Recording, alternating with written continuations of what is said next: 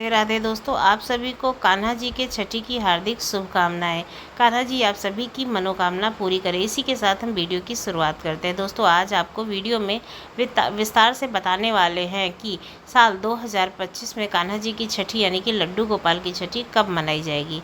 पहले तो आपको थोड़ी सी जानकारी दे दूं कि हम जब कान्हा जी का जन्मोत्सव मनाते हैं यानी कि विधिवत तरीके से घर पर कान्हा जी का जन्म कराते हैं, क्योंकि बहुत सारे घरों में पूरे विधिवत तरीके से कान्हा जी का जन्म कराया जाता है।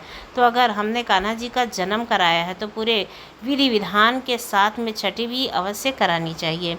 छठी कब मनाई जाती है? जन्मदिन से लेकर के यानी कि जब जन्मदिन हुआ भगवान का उसके छठवें दिन हमको छठी मनानी है। कई लोग प्रश्न करते हैं कि क्या छठी मनाना आवश्यक है? जी हाँ, बिल्कुल आवश्यक है। अगर आपने कान्हा जी का जन्म उत्सव अपने घर में मनाया है, कान्हा जी का जन्म आपने कराया है अपने घर पे और आपके लड्डू गोपाल हैं, तो आपको विधि पूर्वक पूरी कान्हा जी की छठी मनानी चाहिए। सामान्य भाषा में अगर आपको समझाऊं तो देखिए, जब हमारे घर में किसी बच्चे का जन्म होता है तो हम उस बच्चे की छठी भी अवश्य करते हैं, छठे दिन मनाते ही हैं। और इसी प्रकार से हमने जन्माष्टमी के दिन लड्डू गोपाल का जन्मोत्सव मनाया पूरे हर्षोल्लास के साथ, तो हमें छठी गोपाल जी की अवश्य ही मनानी चाहिए। अब देखिए, जन्माष्टमी को लेकर लोगों के मन में बहुत से असमंजस की स्थिति थी। साल 2025 में 15 अगस्त को जन्माष्टमी मनाएं या 16 अगस्त को जन्माष्टमी मनाएं? रोहिणी नक्षत्र कब लग रहे हैं? कई लोगों का मानना है कि 15 को रोहिणी नक्षत्र नहीं लग रहा था। कई लोगों का मानना है 16 तारीख को यानी कि 16 अगस्त को थोड़ी सी देर के लिए रोहिणी नक्षत्र लग रहा था। कई लोगों का मानना है कि रोहिणी नक्षत्र ना 15 को लग रहा था और ना 16 को, तो असमंजस की स्थिति बनी हुई थी। सभी के दिमाग में ये चल रहा था कि 15 अगस्त को होगी या 16 अगस्त को जन्माष्टमी होगी। किसी ने 15 को पूरे विधि विधान तरीके से जन्माष्टमी मंगाई, तो कई लोगों ने ये कहूँगी कि 16 अगस्त को पूरे विधि विधान से जन्माष्टमी मनाई थी। ज़्यादातर लोगों ने 16 अगस्त को मनाई थी। अब यहाँ पे के असमंजस की स्थिति दूर करते हुए आपको बताते हैं कि सही दिनांक जो लड्डू गोपाल की छठी मनाने की कब है। तो देखिए दोस्तों, हर साल की तरह जन्माष्टमी की 2 तारीखें निकल कर सामने आई थी। दो तिथियां निकल कर आई थी, जैसे 15 और 16, जैसा मैंने पहले आपको वीडियो में बताया है। जो दिन लोगों में जिसके घरों में 15 अगस्त को पूरी विधिवत तरीके से जन्माष्टमी मनाई गई थी, वे लोग 20 अगस्त यानी कि बुधवार को विधि पूर्वक छठी मनाएंगे। अब जिन घरों में 16 अगस्त को जन्माष्टमी का पर्व मनाया गया था हर्षोल्लास के साथ, वो लोग 21 तारीख यानी कि गुरुवार के दिन छठी मनाएंगे। कई लोगों के घर का विधान है कि 5वें दिन जो कि छठी मना ली जाती है, तो आप अपने घर के नियम के हिसाब से भी छठी मना सकते हैं। ज़्यादातर जो है वो जन्म के दिन से 6वें दिन ही छठी मनाते हैं। तो अगर आप लोगों ने 15 तारीख को यानी कि 15 अगस्त को जन्माष्टमी मनाई थी, तो आज पहला दिन है जिस दिन आप छठी मना सकते हैं। और अगर आपने 16 अगस्त को मनाई थी तो फिर कल गुरुवार के दिन आप छठी मनाएंगे पूरी विधि विधान के साथ। लेकिन आप लोग छठी अवश्य मनाइएगा, क्योंकि आप लोगों ने घर विधिवत तरीके से अपने घर में लड्डू गोपाल का जन्मोत्सव मनाया था, जन्म कराया था। तो फिर आप अब सबसे पहले ये जानते हैं कि छठी में पूजा कैसे करनी है। भोग प्रसाद में क्या बनाना चाहिए, क्या लड्डू गोपाल जी को चढ़ाना चाहिए। जब हमारे घर पर किसी बच्चे का जन्म होता है तो हम छठी मनाते हैं और कहते हैं कि माता जो छठी हैं वो ब्रह्मा जी की छठी औलाद यानी कि छठा अंश है। ब्रह्मा जी ने जब सृष्टि का निर्माण किया तो छठी माता का जन्म मतलब छठी माता का एक अवतार हुआ था, उन्होंने अपने अंश से प्रकट किया था, जैसे वो हमारे बच्चों का भाग्य लिख सके, इस दुनिया का भाग्य लिख सकें। इसलिए छठी मनाना अत्यंत आवश्यक माना जाता है, चाहे वो बच्चे की हो चाहे वो हमारे प्रभु जी की हो।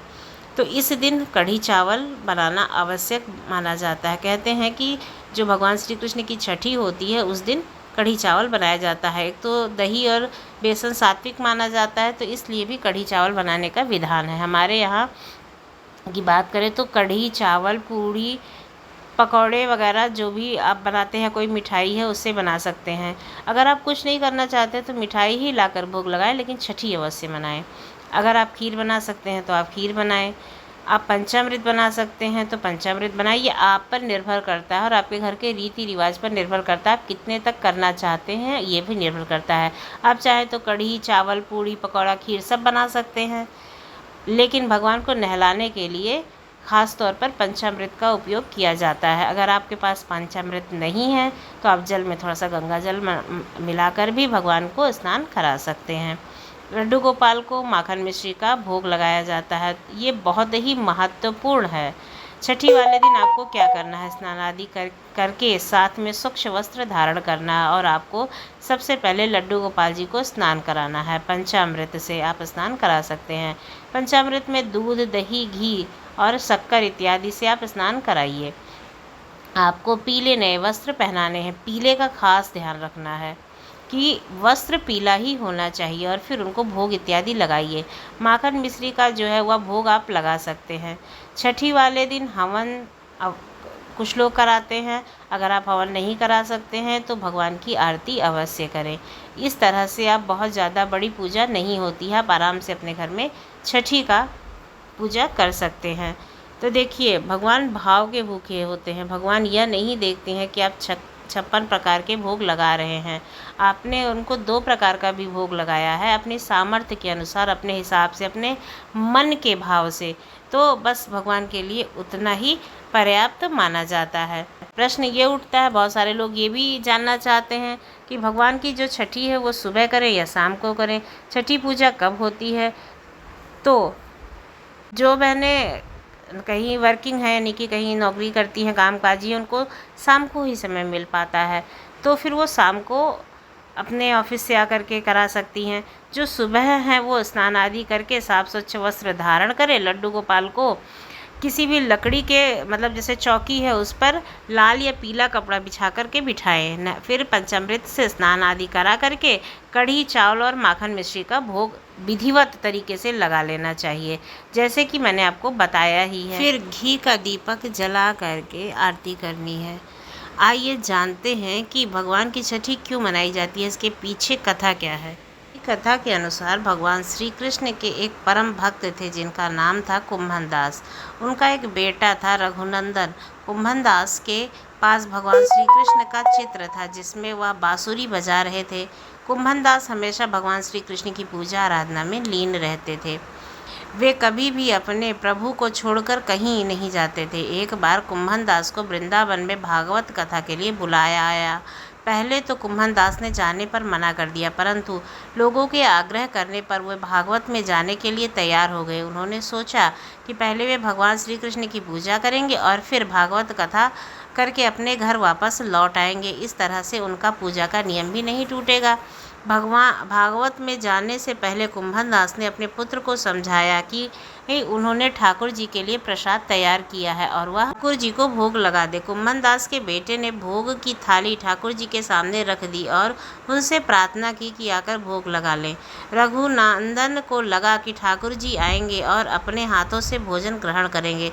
रघुनंदन ने कई बार भगवान श्री कृष्ण से आकर खाने के लिए कहा, लेकिन भोजन को उसी प्रकार से देख करके वह दुखी हो गए और रोने लगे। उसने रोते रोते भगवान श्री कृष्ण से आकर भोग लगाने की विनती की। उनकी पुकार सुनकर ठाकुर जी एक बालक के रूप में और भोजन करने के लिए बैठ गए। जब कुम्भन दास वृंदावन से भागवत करके लौटे तो उन्होंने अपने पुत्र से प्रसाद के बारे में पूछा। पिता के पूछने पर रघुनंदन ने बताया कि ठाकुर जी ने सारा भोजन खा लिया है। कुम्भन दास ने सोचा कि अभी रघुनंदन नादान है, उसने सारा प्रसाद खा लिया होगा और डांट के डर के वजह से झूठ बोल रहा है। कुम्भन दास रोज भागवत के लिए जाते और शाम तक सारा प्रसाद खत्म हो जाता। कुम्भन दास को लगा कि अब रघुनंदन उनसे रोज झूठ बोलने लगा है, लेकिन यह ऐसा क्यों कर रहा है, यह जानने के लिए कुम्भन दास ने एक योजना बनाई। उन्होंने भोग में लड्डू बना करके एक थाली में रख दिए और दूर छिपकर देखने लगे। रोज की तरह उस दिन भी रघुनंदन ने ठाकुर जी को आवाज़ दी और भोग लगाने का आग्रह किया। हर दिन की तरह ही ठाकुर जी एक बालक के वेश में आए और लड्डू खाने लगे। कुम्भन दास दूर से इस घटना को देख रहे थे। भगवान को भोग लगाते देखकर वह तुरंत वहां आए और ठाकुर जी के चरणों में गिर गए। उस समय ठाकुर जी के एक हाथ में लड्डू था और दूसरे हाथ में लड्डू जाने ही वाला था, लेकिन ठाकुर जी उस समय वहीं पर जमकर रह गए। तभी से लड्डू गोपाल के रूप में यानी कि उनके बाल स्वरूप की पूजा की जाती है। और छठी के दिन इस कथा का पाठ करने से भगवान कृष्ण प्रसन्न होते हैं और भक्तों की सभी मनोकामनाओं को पूर्ण करते हैं। तो बोलिए प्रेम से भगवान श्री कृष्ण की जय। आपको हमारे द्वारा बताई हुई पूजा की विधि, कथा, जानकारी कैसी लगी ज़रूर बताइएगा। अगर अच्छी लगी तो चैनल को सब्सक्राइब करना ना भूलिएगा। धन्यवाद।